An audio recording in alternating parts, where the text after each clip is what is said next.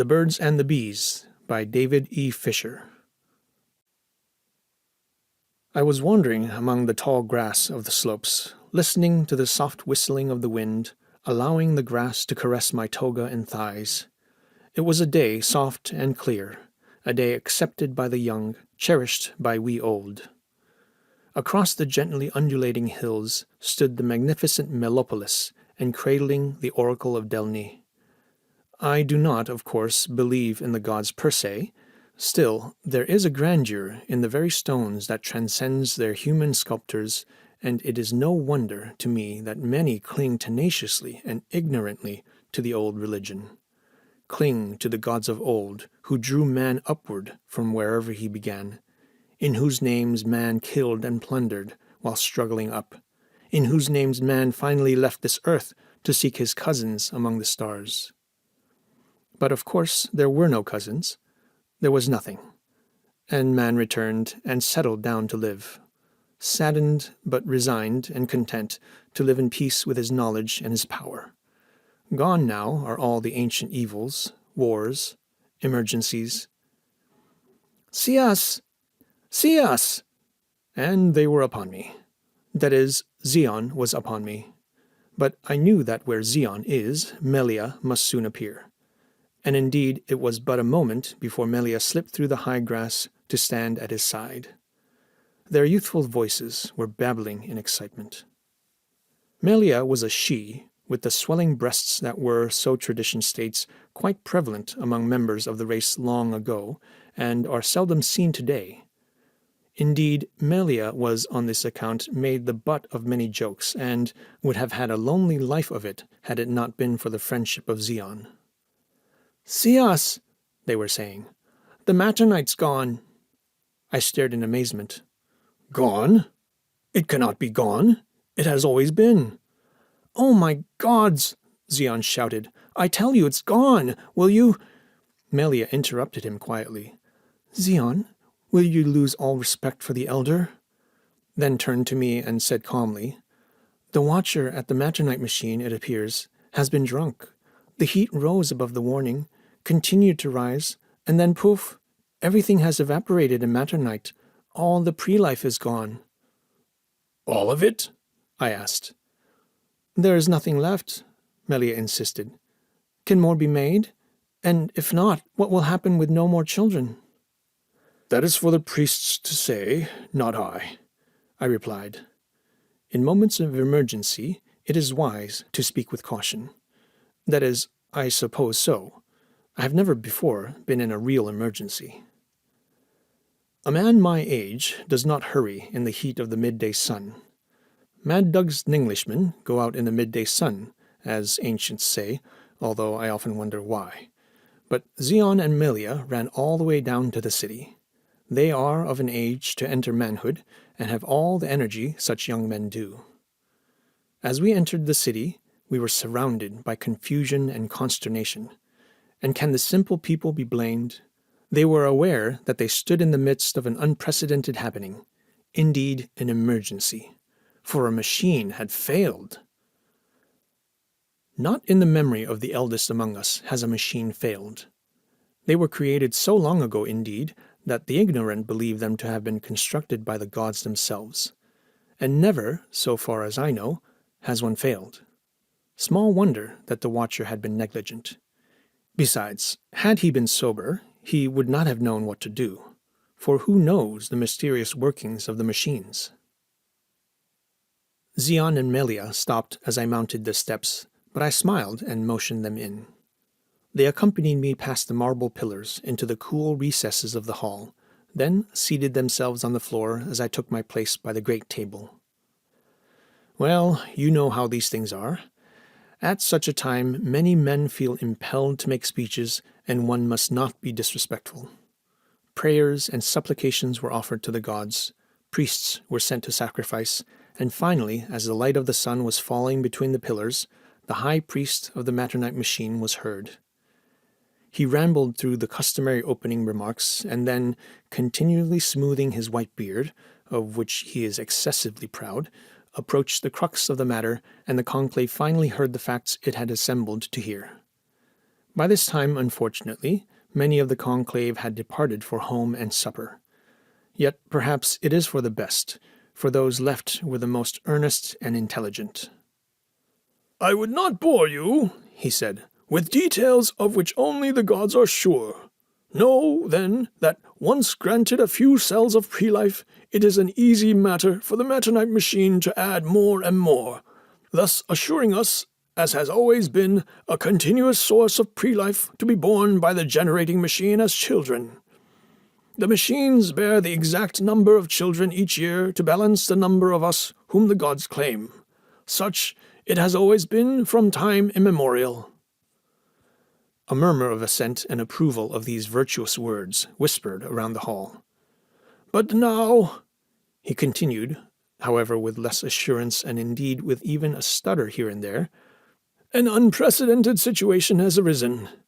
Indeed, I might call it an emergency, for the Metonite machine has actually failed."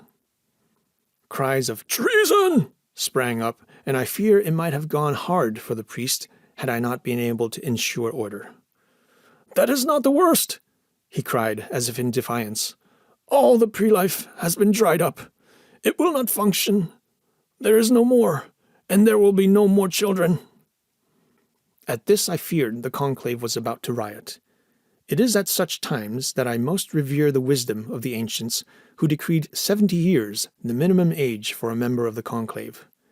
They shouted and began to beat their fists, but for how long can a man of 70 years roar like a youngster? They quieted, breathing heavily, and I asked, "Is there no way then to procure more pre-life in order that the machines may produce more children for us?" "As I have said," he replied, "give the machines but a bit of pre-life, and they will produce more, but take away that least bit, and they are helpless." Such heresy could have brought a sad end to the priest had not the conclave been so exhausted by the events of the day. We leaned back to think. Roscates leaned forward and asked, Must there not have been a beginning to pre-life? For the machine, it seems, cannot make it, and yet it came from somewhere." "Riddles are not called for," I answered severely. "Are not riddles often the beginning of knowledge?" he asked in that irritating dumber-than-thou attitude of his. "Must there not, long ago, have been a source of pre-life, a source now forgotten? And may it not, even now, should we discover it, be available to us? I am reminded of the story of the animals of old." "I fear your mind is wandering, Roscates," I was forced to interrupt. "I know well the legends of the animals, but what does it have to do—" The heads of the conclave were turning to me quizzically. I hastened to explain the legend of the animals. "It is said that many thousands of years ago, time without reckoning, there existed on the earth creatures who were alive like us, and yet not like us. It is said they had 4 legs or more, and no arms, were covered with hair, and although not mute, they could not speak." Roscates' voice made itself heard. "It is true. Such creatures did indeed exist. It is recorded most scientifically in the films." "If it be so," I said, quieting the hubbub that followed, "and I would not doubt your word, Roscates, for all know you are the wisest of men. If it were so, then what of it?" "May it not be," Roscates put in, "that these animals had no machines to reproduce their kind? For surely the gods would not grant machines to such creatures. And indeed, if they had Metonite machines, why then we would yet have these animals among us." "And how, then, did these animals reproduce?" I asked. "How indeed? And is there not a legend, admitted only a legend, that says there was a time before the machines and before the Metonite machine, and that at such a time both the animals and men reproduced from within their own bodies?" At this, 2 members of the conclave fell immediately into a faint, and I would gladly have joined them. I hoped that the youngsters, Zion and Melia, had not heard, but as I turned they were listening most attentively to Roscates, who, amid cries of "Heresy!" and "Treason!" went on, "I should like to ask the conclave for permission to search the ancient records, in the hope of finding some such knowledge that would prove or disprove my words." "You wish to search the films?" I began. "Not the films, Cius, but the books." Gods, this Roscates! The books, as well he knows, are so ancient and so delicate that they are kept in an airtight tomb, lest being handled they be destroyed and all knowledge within them lost. Therefore, they had not been read in the known history of our race, and Roscates had been anxious for an excuse. "Cius," he went on, "if there exists such knowledge as I seek, is it not indeed lost to the memory of man? And if so, are not the books the only place where it may be found?" Roscates, it is suspected, will never ask a question unless he knows the answer beforehand, and so I acquiesced, and agreed, and granted permission. And with much misgiving and foreboding of evil, the conclave adjourned. Several weeks elapsed before Roscates requested that the conclave meet. I called the meeting at dawn, and so it was yet early in the afternoon when formalities were concluded and Roscates granted leave to speak. "Some of those among you are shes," he began, "and you know you are different from the rest of us. To the advantage, your skin is fairer, and your features more often handsomer than ours. To the disadvantage, your excretory system is not so mechanically dexterous as ours. And you may say, why should this not be so? There is, indeed, no reason why we should all be identical. Perforce you have the advantage, perforce we do. Yet there is one other distinction. Some among you shes have the swelling of the breasts, and does there exist no reason for this? Was there not, perhaps in ancient times, a cause for this? Do you not wonder, shes, whence you came and for what reason?" "Roscates," I interrupted, "all this is fascinating, of course, but if you could be quick—" "Of course," he replied. "In the course of my reading, I have read many books, and while they are all vague on the subject, this I have discovered: that there was indeed a time before the machines. In fact, the books were created in that time, for not one of them mentions the machines. Then, reproduction was carried on by individuals without help of the then non-existent machines. The shes are not wanderers from another land, but they have lived with us for all time. They are not another race, but we are all types of one race, and the fact of reproduction is somehow intimately related to the physical distinction of the shes." These last sentences were shouted to be heard above the roar of the crowd. Yet when Roscates stopped, so also did the noise, so shocked and amazed at his words were they, and I confess myself also. "In fact," Roscates added, sitting down, "this process of reproduction seems to have been so simple that there was once a problem of overpopulation." Order was lost among the conclave as each man turned to speak to his neighbor, and for some time I could not restore order. I realized that something had to be done to save Roscates before the outrage of the assembled overwhelmed him. "It seems," I shouted, "that there is a flaw in your logic." For if such there was, I was hopeful of dismissing the entire affair with no harm done. "For if people reproduced too often, why, then this reproduction must have been a pleasant thing to do. Otherwise, they would not have done so to excess. And if it was a pleasant thing to do, where is the necessity for the machines, and why were they created?" Roscates seemed perplexed by this problem, whereupon Zion, who, together with Melia, were at the conclave without permission, shouted, "Perhaps the process of reproduction was of such a pleasure that the conclave ruled it to be a sin, and therefore the machines were necessary." At this impudence, the conclave dissolved in an uproar, and I was beyond power to restrain them from placing Zion under arrest. Privately, however, I had to admit that his supposition was a possibility, and thus I authorized Roscates to continue his search. Now, indeed, I was sorely worried concerning Zion, for he must languish in the dungeon until the conclave is satisfied to release him, and this they cannot do until they meet again.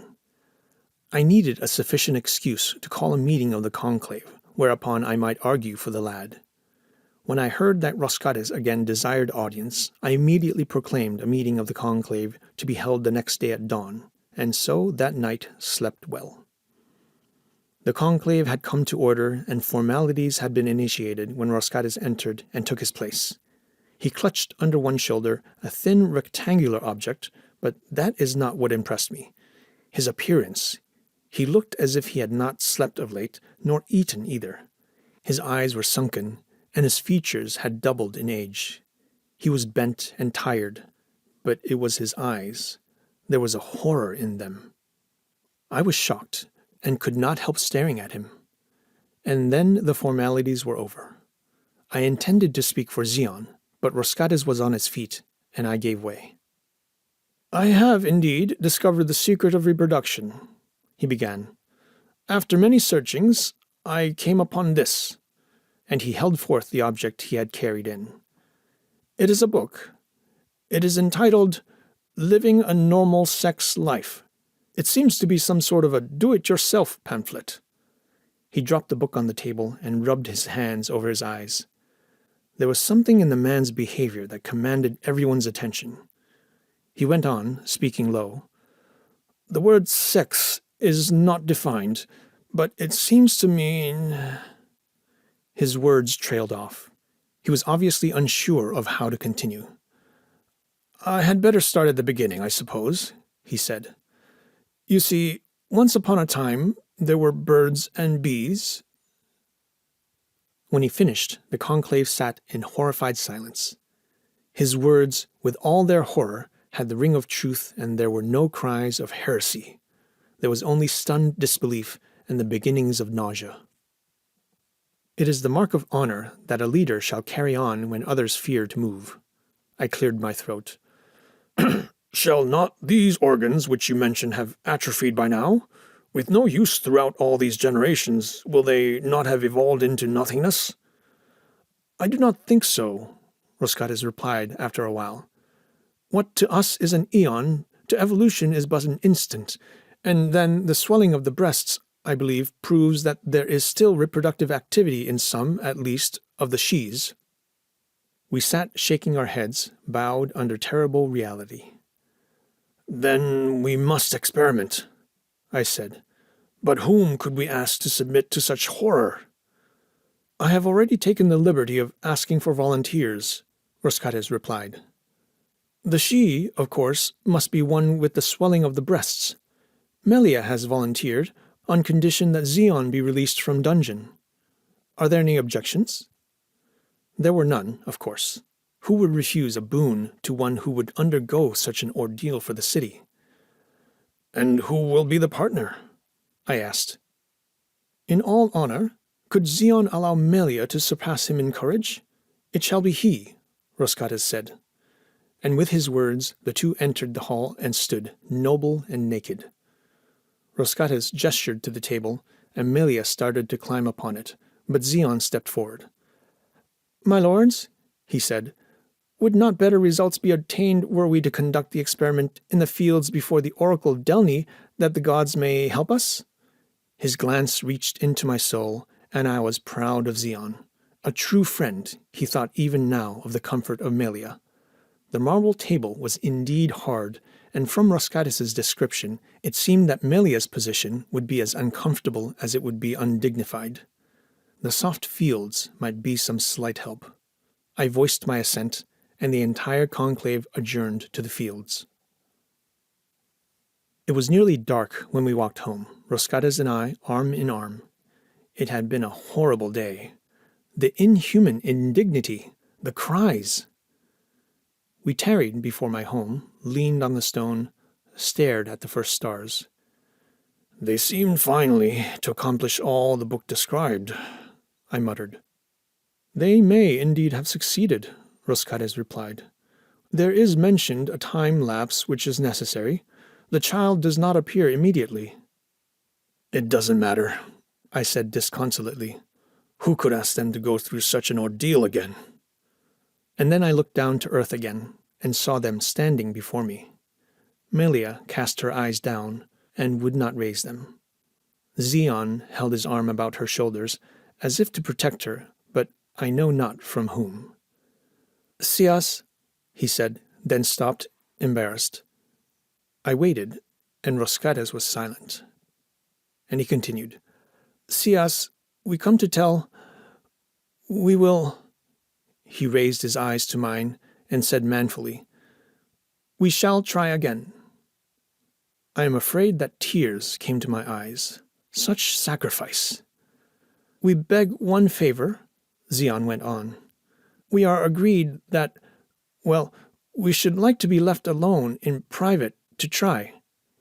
Of course, I replied. Anything they might want they could have. My relief and gratitude must have showed, for Xian took a deep breath and spoke again. We do not deserve praise, CS, he said. The truth is, we sort of enjoy it. I watched them turn and wander off together under the stars. My heart has a warmth in it, and I no longer fear for the future of our race when our young people can show such nobility and sacrifice. End of The Birds and the Bees by David E. Fisher.